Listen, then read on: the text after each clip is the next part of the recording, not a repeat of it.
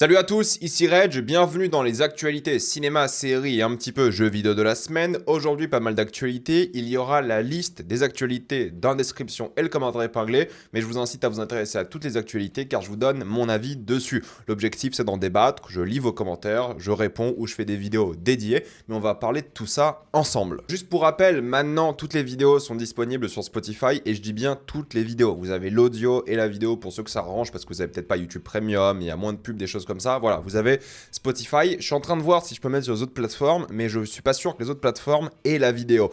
Et ces vidéos-là, alors l'actualité ça va, mais mes vidéos marchent pas sans l'image, parce que parfois je vais commenter l'image et des choses comme ça. Je vais voir si je peux faire, mais je suis pas sûr, et je suis pas sûr non plus des conditions de monétisation des autres plateformes par rapport à Spotify. L'avantage de Spotify, c'est que ça monétise. Donc vous regardiez ici ou sur Spotify, ça change rien pour moi au final, mais c'est plus pratique pour vous. Bref, je vais essayer de voir tout ça, mais en tout cas, les épisodes sont disponibles sur Spotify. Maintenant, il faut parler du coup de l'actualité avec un truc que j'ai beaucoup vu revenir. Clair Obscur Expédition 33. Non, c'est pas une actu jeu vidéo, mais il y a plein de gens qui sont étonnés qu'un film est déjà prévu. Il faut savoir que le film a été annoncé en janvier, donc bien avant la sortie du jeu. Oui, je dois me faire le jeu, c'est prévu, je le ferai, je pense, en live sur Twitch bientôt. Mais oui, c'est prévu comme ça. Pourquoi? Parce qu'en fait, ils ont un deal avec Sony, si je dis pas de bêtises. Ils ont prévu d'adapter cet univers-là. Ils sont en train de chercher du coup un réalisateur, le casting. Ça va se faire assez rapidement, je pense, surtout maintenant que le jeu est un énorme succès, qui vend bien, super bien noté, des choses comme ça. Donc voilà, c'est prévu, mais depuis un moment, parce que c'est aussi la mode d'avoir du coup des adaptations de jeux vidéo, et ils veulent utiliser cette fameuse inertie. Tu vois, le jeu vient de sortir. Si le film peut sortir, on va dire dans 2 ans et demi, juste après, je sais pas, l'annonce d'un DLC ou d'une suite ou la sortie d'un DLC ou d'une expansion, quelque chose comme ça peut être très intéressant pour le film et pour le jeu vidéo. Donc ils profitent maintenant, avant même la sortie de certaines licences. Je veux dire, avec les livres, ça se fait depuis toujours, hein. Il y a des livres qui sont adoptés au cinéma, parfois même avant la sortie du livre, pour vous dire, parce qu'ils veulent utiliser cette inertie, ce moment, pour justement le marketing. Donc c'est pas étonnant, et je parlerai du jeu si j'ai le temps de le faire. 35 heures en ce moment, c'est chaud avec les grosses vidéos que je prévois, mais je vais essayer de le faire, je vous promets, et j'en parlerai sur la chaîne. On a une annonce concernant Dev Patel, vous savez, l'année dernière, déjà, il a sorti Monkey Man, qui était bien. Pour le coup, moi j'ai défendu et j'ai bien aimé Monkey Man, et là il va de nouveau jouer et réaliser un nouveau film, et ça c'est trop bien, parce que du coup ce film-là, il va jouer un paysan qui va devoir faire face à des mercenaires du roi au XIVe siècle, et ça peut être super intéressant. Pourquoi? Parce qu'on voit clairement déjà l'identité de son cinéma. Dev Patel, il fait des films d'action, de vengeance, face au système en place des riches. C'est ça, hein, Monkey Man, c'était exactement ça. Là, il va faire face aux mercenaires du roi, ça va être ça aussi. Très curieux de voir le futur de sa carrière, très curieux de voir comment il va gérer du coup une ambiance complètement différente au Moyen-Âge.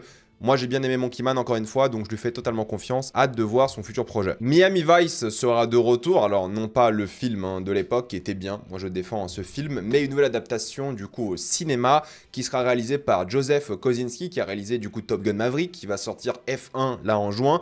Hâte de voir le projet. Moi, je défends encore le film. Je suis très curieux de voir ce que ça va donner. Et c'est aussi scénarisé par Dan Gilroy. Dan Gilroy, il faut savoir que c'est le réalisateur et scénariste de Nightcrawler, que vous aimez beaucoup. Et c'est aussi le frère, d'ailleurs, de Tony Gilroy, qui est justement là, on va dire, à l'affiche avec Andor saison 2. Et c'est donc une fratrie de 3 frères.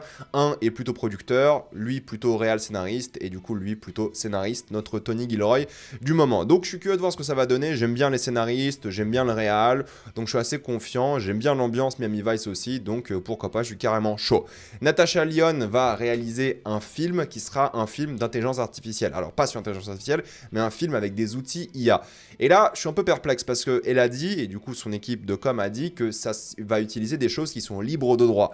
En vrai, si c'est des choses qui sont libres de droit, ça ne me dérange pas. Si tu veux entraîner une machine IA sur des choses qui sont légales, que tu peux utiliser sans problème, why not, en théorie, tu vois, ça reste un outil. C'est juste un truc qui va t'aider à faire des choses plus rapidement. Moi, ce qui me dérange avec l'IA, j'en ai fait une grosse vidéo, c'est le concept de vol et de suppression des emplois par rapport à du vol. Là, peut-être, en réalité, ça va supprimer des emplois, je n'en sais rien, mais voilà, là, ça reste un outil. On verra bien comment ça sera utilisé et pourquoi. Je trouve toujours ça un peu dommage, hein, mais voilà, c'est la direction que va prendre Hollywood. C'est triste de pas justement avoir des gens qui vont bosser dessus, mais encore une fois, ça dépend comment ça sera utilisé. Si c'est juste pour faire des choses, voilà, un peu simples, entre guillemets, et juste des choses en tant qu'outil artistique, Why not? Tout dépend du film, ça sera au cas par cas évidemment. Je suis pas contre l'IA de manière générale, hein. J'en ai déjà parlé maintes et maintes fois, mais encore une fois, vous avez ma vidéo que j'ai sortie il y a quelques mois à ce sujet. On a eu la bande-annonce de Now You See Me, Now You Don't, et du coup, ça sera Insaisissable 3 chez nous. L'affiche est horrible, hein, pour le coup, hein, vraiment immonde, mais la bande-annonce est sympathique. Écoutez, moi, c'est pas une saga que je trouve incroyable, c'est sympathique aussi, j'aime bien ces films sans plus, mais c'est vrai que l'affiche, pour le coup, est dégueulasse. En tout cas, ça me donne un tout petit peu envie, même si ça semble assez banal. Et ils ont fait une campagne marketing assez intéressante. Ils avaient du coup une sorte de billboard ou de panneau publicitaire à Times Square. Et ils ont dit que tous les gens qui prenaient tel numéro allaient recevoir une sorte de cadeau. Et oui, ils ont reçu un cadeau. C'était du coup 119,16 $.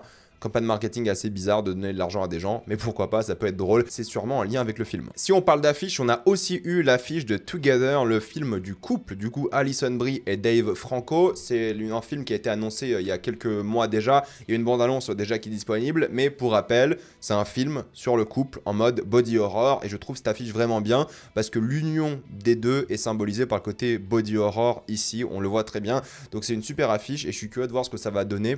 La bande-annonce m'avait pas vraiment chauffé, mais cette affiche-là me motive un peu. Je vous le dis, hein, quand vous faites de belles affiches, bah, les gens ont envie d'aller voir vos films. Regardez, ça c'est un bon exemple pour le coup. On a une date de sortie pour Dexter Résurrection, ça sera le 11 juillet.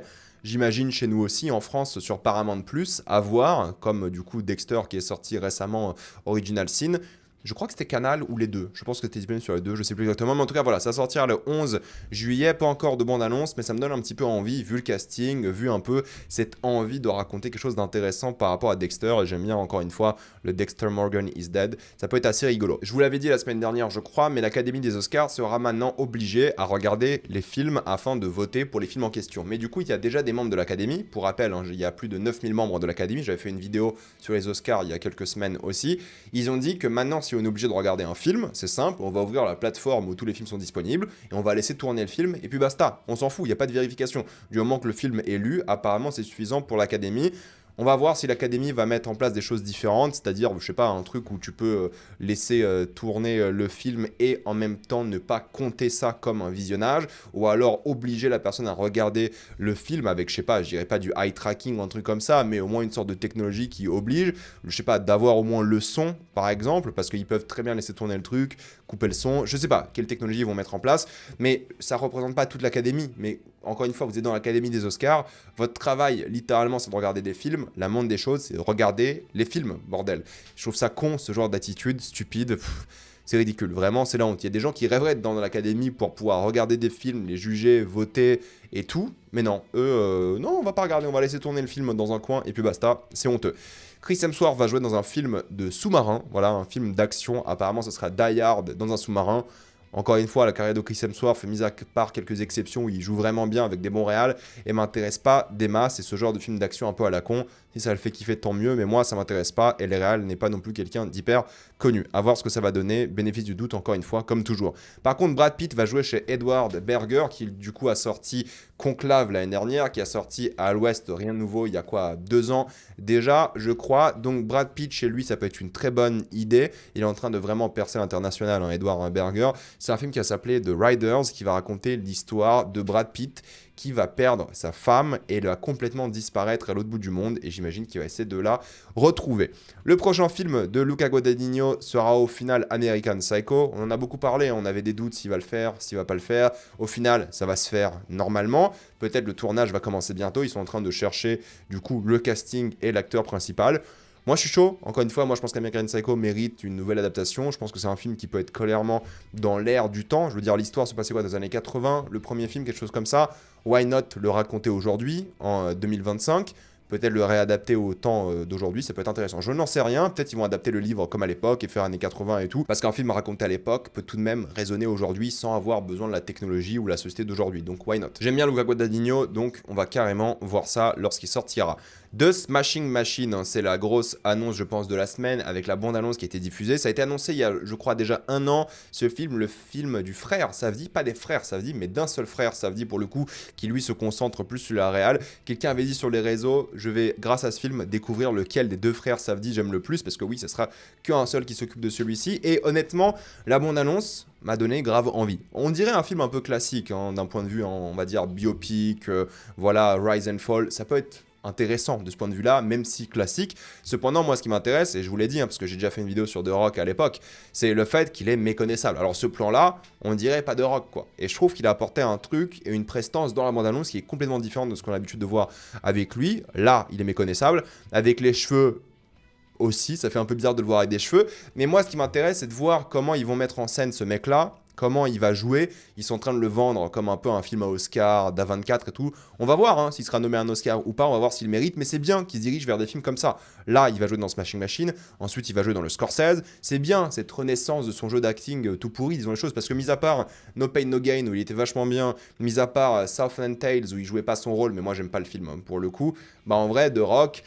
C'est pas dingue en termes d'acting, après on s'en fout hein, s'il fait sa carrière en mode fun et tout, mais les gens commencent à se lasser de son côté fun, le même rôle et tout, donc là on va voir, la bande-annonce m'a donné envie, je pense que ça va être vachement bien, donc pourquoi pas, honnêtement ça sortira j'espère chez nous aussi en octobre, mais je pense que ce sera l'un des gros films de cette fin d'année, et ouais, il donne un petit peu envie, donc je suis curieux de voir comment il va jouer dans ce film. On a une révélation concernant Apple TV+, alors j'ai mis l'affiche de la maison ici, parce que du coup c'est Alex Berger qui parle, ou Berger du coup, pardon, parce que c'est une série française, Alex Berger qui a raconté qu'en fait Apple va produire tes séries, par contre en faire zéro marketing. Qui a vu la maison? Soyez honnête, je savais même pas ce que c'était la maison avant cette vidéo actualité. Ou peut-être je l'avais vu passer mais j'avais complètement oublié. Donc oui, normal que tu aies un peu de frustration, c'est-à-dire oui, tu produis ta série, tu es content, tu l'as faite, mais si personne ne la regarde parce qu'il y a zéro marketing, ouais, c'est frustrant. Vous savez, quand vous faites une série ou un film, normalement, vous devez produire le film et ensuite faire du marketing. Parce que si tu mets de l'argent dedans, c'est aussi pour le promouvoir par la suite. Et qui sait, peut-être la maison c'est bien, je n'en sais rien, mais on ne saura jamais. Parce qu'en fait, marketing chez Apple, ça n'existe pas. J'ai l'impression que Apple TV+, c'est peut-être genre de la promo pour un iPhone plutôt que l'inverse, ou juste tout court promouvoir Apple. On sait qu'ils perdent 1 milliard par an à produire des œuvres partout dans le monde, mais je le vois pas comme un truc qu'ils prennent au sérieux. C'est dommage, la première fois que j'ai vu Apple faire de la vraie promo pour une œuvre, c'est là, c'est Severance saison 2, parce que c'est leur série qui cartonne le plus. Et oui, c'était bien, ils ont fait une belle promo, c'était génial et tout, il n'y avait rien à dire à ce sujet-là. Mais là, pas de promo, rien, normal que les créateurs sont dans la frustration, et ils vont se dire, ok les créateurs, cool, on peut faire nos séries, vous nous donnez de l'argent, très bien, mais à quoi ça sert si on peut pas, du coup, la montrer aux gens? S'il n'y a pas de marketing, on fait comment? Bah voilà, c'est une vraie frustration, le marketing c'est important pour une œuvre hein, aussi. C'est pas pour rien que, je sais pas, des gens comme Francis Ford Coppola, ils produisent leurs propres films, mais après ils cherchent quand même des gens pour faire le marketing. Parce que c'est important, mine de rien, c'est vraiment important. Bref. C'est frustrant, je peux comprendre. Après, je pense pas que c'est la priorité d'Apple, malheureusement. C'est quoi 1 milliard hein, pour eux par an qui perdent?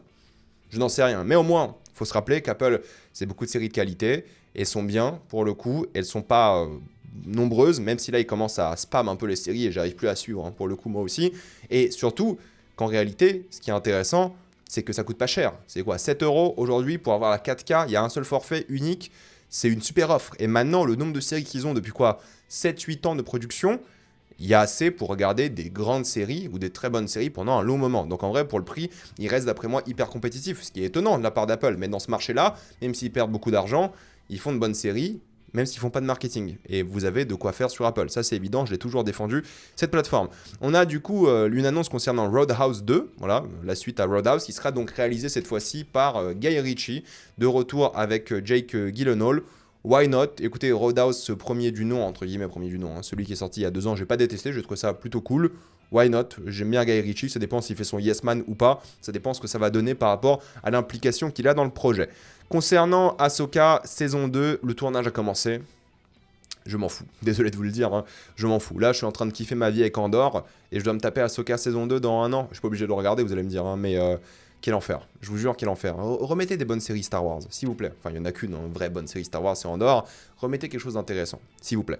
En tout cas, si on parle de bonne série, c'est plutôt The Bear qui va faire son retour le 15 juin sur Hulu aux États-Unis. Donc, ça sera sûrement avec un VPN pour ceux que ça intéresse. Pas de date de sortie française pour l'instant. Les épisodes vont tous sortir d'un coup, normalement, comme à leur habitude. J'attends la date de sortie française parce que, rappelez-vous, l'année dernière, je crois, il y a 2 ans, c'était 1 mois plus tard en France. Pourquoi? Je ne sais pas. Mais en tout cas, voilà, The Bear, c'est confirmé pour cet été, encore une fois.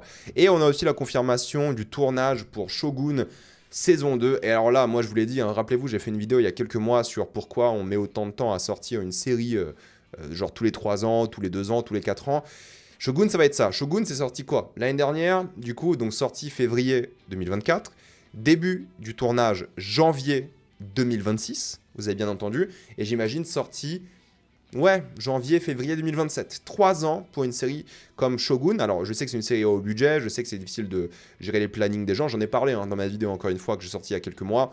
Mais honnêtement, sortir une série comme ça tous les 3 ans, ça fout le mort un petit peu. Alors oui, ils vont tourner visiblement les saisons 2 et 3 d'un coup, c'est pas confirmé pour l'instant ça, et oui, c'est plus adapté du bouquin, c'est une histoire qu'ils ont inventée, et ça se passera 10 ans après les événements de la première saison Shogun, mais, encore une fois, 3 ans d'attente, pour moi, ça tue beaucoup de la hype.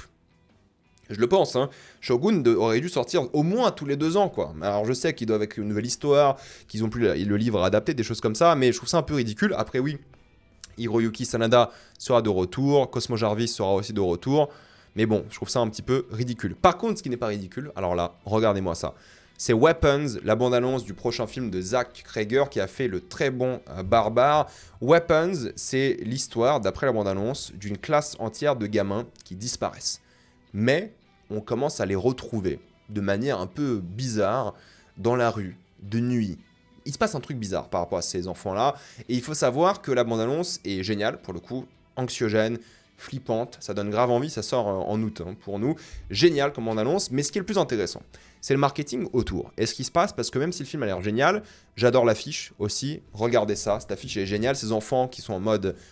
Je sais pas ce qu'ils représentent. On verra bien. Pour moi, ma théorie, c'est que c'est un film sur les fusillades dans les écoles américaines. Parce que si vous regardez la bande-annonce, c'est un peu la vibe, voilà, émane, on va dire, de cette bande-annonce. Je suis pas sûr, mais je le vois un peu comme ça. Surtout avec le titre Weapons. Bon, je n'en sais rien. Mais en tout cas, si vous lisez l'affiche, et j'aime pas les affiches en général qui sont trop bavardes, mais alors là, last night at 2:17 a.m., every child from Miss Gandhi's class woke up, got out of bed, went downstairs, opened the front doors, walked into the dark, and they never came back. Désolé de vous le dire, hein, mais ça, c'est hypant de ouf. J'adore l'affiche, j'adore le texte, ça met vraiment dans l'ambiance, t'as vraiment envie de le voir, j'ai hâte de voir ça. Mais ce qui est encore plus drôle, ou je sais pas si c'est drôle, mais particulier par rapport à ce film, c'est que Jordan Peele voulait le scénario du film. Il faut savoir que Zach Cregger l'a écrit, et ce qui se passe à Hollywood, c'est que beaucoup de personnes vont vouloir acheter ce film, et du coup le scénario, le réal, le budget. Apparemment, ces enchères-là, parce que du coup ils font ces enchères pour déterminer qui va avoir le scénario, c'est Universal et Jordan Peele qui voulaient gagner du coup le film, et ils ont mis 31 millions pour le film. Visiblement, le concurrent, du coup Warner a mis, ou New Line pour être plus précis, a mis 38 millions. Du coup, c'est New Line qui va distribuer et produire, enfin sortir le film plutôt avec la Warner. Mais ce qui est intéressant, c'est que Jordan Peele, après ça, a viré son management. Il était tellement énervé, j'imagine, qu'il a dit non, c'est pas possible, on a perdu ce film-là, je vous tège. Il a viré le management. Donc là, on a un film qui va coûter 38 millions, qui a énervé Jordan Peele, tellement qu'il a viré son management. Et il faut savoir que dans les 38 millions, c'est un énorme budget d'ailleurs, hein, pour un film d'horreur, 38 millions pour le coup. Ça inclut le budget du réalisateur, scénariste, producteur, Zach Cregger. Ça inclut la production du film et des choses comme ça. Donc, un gros film d'horreur qui va sortir, qui a tellement énervé Jordan Peele parce qu'il n'a pas eu le film, je pense qu'on est sur un truc générationnel. Et apparemment, les retours étaient tellement excellents du film qu'il devait sortir à la base en janvier. Mais ils ont décidé de le repositionner en mode blockbuster d'été, parce qu'apparemment le film va faire parler de lui. Donc Weapons, ça va être un sacré morceau. Je pense qu'il va choquer beaucoup de personnes. J'ai hâte de voir ce que ça va donner. Et apparemment, ils ont caché beaucoup du casting. Ils ont caché énormément de choses. À une époque, il y avait Pedro Pascal qui était confirmé dans le casting. Là, on l'a pas vu dans la bande-annonce, mais je pense qu'il sera dans le film parce que il y avait ces rumeurs à l'époque. Enfin, rumeurs. Je pense qu'il était vraiment confirmé, mais en tout cas, ils n'ont pas fait le marketing dessus. Mais il a partagé récemment sur Instagram, je crois, Pedro Pascal. Bref, il n'y a pas de marketing. La bande-annonce n'a visiblement rien montré du film. Je pense qu'on sera sur un truc générationnel. Donc, il faudra vraiment faire gaffe. On en parlera clairement en août. Il y a un truc, rien à voir, un changement de tonalité fou par rapport à Minecraft. Au fait, Minecraft et la Warner préparent des séances cinéma qui s'appellent Block Party Edition où tu peux chanter et faire des mimes. Il y a marqué sing-along et mime-along. J'ai pas un problème avec ça. Moi, si tu fais des séances spéciales où les gens qui vont voir ces films savent que c'est une séance spéciale, où les gens qui s'occupent du cinéma savent qu'ils vont avoir du travail par rapport au nettoyage et ces choses-là lorsque la séance du film aura lieu, j'ai aucun problème. C'est d'ailleurs mieux de prévoir des séances où il y a le bordel que des séances où il n'y a pas le bordel et qu'il y ait quand même le bordel à cause de certaines personnes. Donc ça, en réalité, ça me dérange pas. Je comprends que c'est pas possible de faire ça dès le jour J, pour un film qui sort comme ça, mais pour une suite, j'imagine que ce sera possible. Qui sait? On verra bien. En tout cas, énorme succès, toujours 800 millions au box-office international. Et ce genre de séance, encore une fois, why not, si tout le monde est prêt et au courant. On a une actualité concernant le prochain film de DC, Sergent Rock. Il faut savoir que c'est du coup Luca Guadagnino qui réalise. Et le casting était ça. Pourquoi je dis était, vous allez voir. Colin Farrell en Sergent Rock, Mike Faist et David Johnson, et le film a été mis en pause. Normalement, le tournage devait commencer cet été, mais visiblement, ça va pas se faire pour plein de raisons différentes. La DC est en train de réfléchir au projet, apparemment, le calendrier des acteurs est pas compatible avec ce qui se passe. Bref, il devait tourner cet été, ça va pas se faire, mais ils vont réfléchir en fin d'année s'ils vont tourner le film l'été prochain. Du coup, l'été prochain, on sera en 26, pour une sortie en 27.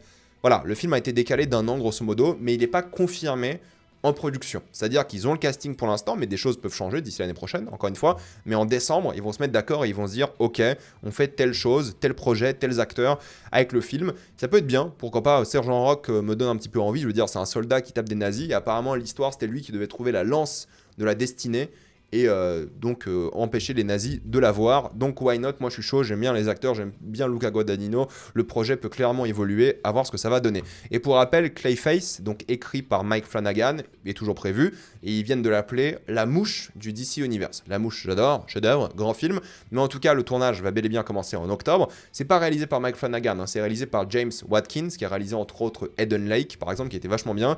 Donc why not, j'ai hâte de voir ce projet-là, qui lui sortira du coup à l'octobre 2026. On a eu la directrice de casting de Wuthering Heights qui a dit que son casting allait peut-être déranger, mais c'est une adaptation. En fait, quand on fait une adaptation, elle a dit qu'on va prendre des libertés, et oui, les fans du livre vont être énervés, c'est ce qu'elle a dit. Et en vrai, j'ai du mal à pas la défendre non plus, parce qu'en fait, quand on fait un film, c'est toujours mieux de respecter l'œuvre originale. Bien sûr, évidemment, toujours. Mais en même temps, on s'en fout un petit peu. Vous voyez ce que je veux dire? Genre, si c'est bien, on s'en fout. Moi, j'ai toujours dit, hein, s'il y a des choses que j'aime bien, qui sont adaptées, et ça reste bien, ok, quand tu adaptes un livre, c'est pas pareil que d'adapter une histoire que tu as écrite toi-même. Tu as une histoire originale pour le cinéma. C'est ça qui est important. Donc moi, ça me dérange pas que ça énerve des gens s'ils veulent faire une bonne histoire. Si le film est nul, alors oui, c'est dommage d'avoir gâché l'adaptation et d'avoir fait un film pourri, mais si c'est mal adapté et le film est bon, honnêtement, pour moi, il n'y a aucun problème. C'est chiant hein, pour les fans, bien sûr, c'est chiant, évidemment. Et il y a plein de fans qui vont dire que le livre est meilleur, il n'y a aucun problème. Mais des films de Wuthering Heights, il y en a plein. Il y en a plein qui sont faits depuis hyper longtemps. Donc si celui-ci vous plaît pas, heureusement qu'il y en a eu énormément qui sont sortis avant. Celui avec Kate Beckinsale, je crois, était pas mal pour le coup. Donc il y a un moment, si celui-ci est nul, c'est pas grave. Il y en a d'autres, vous avez toujours le livre, ça va. Je veux dire, c'est pas un outrage à ce point. Oui, on aime toujours voir les choses qu'on kiffe adaptées proprement au cinéma, mais la chose que vous kiffez est toujours là. Vous pouvez gueuler, hein, c'est tout à fait légitime de gueuler. Je dis pas l'inverse, hein, vous avez le droit de gueuler, de vous énerver, mais d'un point de vue artistique, s'ils veulent faire des changements, s'ils veulent adapter à leur manière, honnêtement, ça me dérange pas, je trouve pas ça spécialement choquant. On a eu aussi la bande-annonce finale du coup pour la série Duster de Max qui sortira le 15 mai. C'est la série avec Josh Holloway et Rachel Hilson, et c'est la série de J.J. Abrams. Cool de revoir J.J. Abrams retourner dans le monde des séries. Je trouve ça plutôt intéressant. Hâte de voir ce que ça va donner. Du coup, le 15 mai, la bande-annonce m'a donné envie. L'ambiance, l'enquête, le côté un peu policier, crime et tout, ça peut être pas mal du tout. Ça a l'air fun aussi, donc à voir ce que ça va donner. Une actu jeu vidéo avec Titanfall qui a été annulée. Apparemment, ils prévoyaient un 3e jeu. Décevant de la part hein, du coup de Respawn et de EA. EA qui ont fait aussi plein de licenciements récemment. Et ça, c'est toujours triste et dramatique. Mais c'est triste pour Titanfall parce que Titanfall 2, mortel, le 1 était bien, le 2 était meilleur parce qu'il y avait une campagne solo qui était vachement bien pour le coup, et le multi était giga fun. Et moi, je veux un jeu avec cette maniabilité des personnages. Je veux un jeu avec cette verticalité, avec cette vitesse. J'adorais Titanfall parce que tu voles, en fait, entre guillemets. La manière dont tu marchais sur les murs, le grappin, les mechas, je m'en foutais un petit peu honnêtement, même si c'était cool. Il y avait tellement une bonne dynamique en multi, en solo, c'était génial. Dommage, j'espère qu'ils vont refaire des choses Titanfall, même si visiblement c'est pas prévu pour l'instant. Et pour finir, j'ai envie de répondre aux commentaires de cette semaine par rapport à J.K. Rowling. Évidemment, lorsque je vais parler de J.K. Rowling et de sa transphobie, il y aura toujours des gens qui seront pas d'accord. Ok, d'accord, je vais vous donner un exemple pour confirmer tout ça. J'ai déjà fait une vidéo d'ailleurs hein, sur J.K. Rowling, je vous ai mis la miniature ici où j'explique tout ce qu'elle a dit de problématique. Mais l'exemple que j'ai envie de vous donner aujourd'hui, c'est pourquoi est-ce que J.K. Rowling continue de l'ouvrir sur les personnes trans. Non mais c'est la vraie question, pourquoi est-ce qu'elle continue d'en parler alors qu'il y a des gens comme Robert De Niro, sa fille vient de faire son coming out trans, et qu'est-ce qu'il a dit? Il a dit, ok, cool, ça reste ma fille, je la soutiens. Est-ce que c'est compliqué? Est-ce que c'est compliqué de juste dire, je vous aime, j'arrête de vous discriminer? C'est tout. Les personnes trans ne demandent que ça. Arrêtez de nous discriminer, s'il vous plaît. C'est tout. Rien de plus. Soyez comme De Niro. De Niro, gros boomer, hein. Le mec, il a 86 ans, 82 ans, je sais plus. Il est plus ouvert d'esprit que vous. Donc il y a un moment, soyez sérieux un petit peu. Et il faut condamner les propos de J.K. Rowling. Que vous soyez d'accord ou pas avec plein de choses, il y a quand même une ligne à dresser par rapport aux choses qui sont discriminatoires. Et ça l'est.